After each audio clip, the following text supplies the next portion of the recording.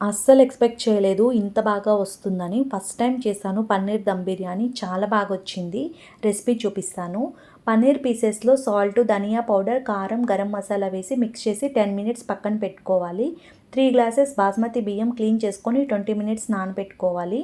ప్యాన్‌లో ఆయిల్ వేసుకొని ఆనియన్స్‌ని బ్రౌన్‌గా ఫ్రై చేసుకోవాలి.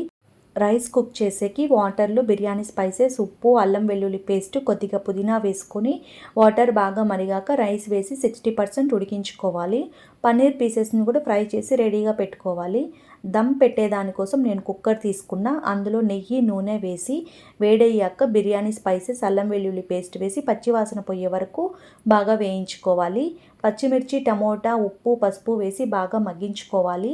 ధనియా పౌడర్, కారం, గరం మసాలా, పుదీనా వేసి ఫ్రై చేశాక ఫ్రైడ్ పన్నీర్ పీసెస్ కొద్దిగా వేసుకొని రైస్ని లేయర్స్గా వేసుకొని పైన పన్నీర్ పీసెస్, ఫ్రైడ్ ఆనియన్స్, పుదీనా, కలర్ కోసం సాఫ్రాన్ మిల్క్, నెయ్యి, కొద్దిగా కొత్తిమీర వేసుకొని కుక్కర్ మూత పెట్టి విజిల్ తీసేయాలి. ఆ ప్లేస్లో గ్లాస్ పెట్టుకోవాలి ఆవిరి బయటికి రాకుండా.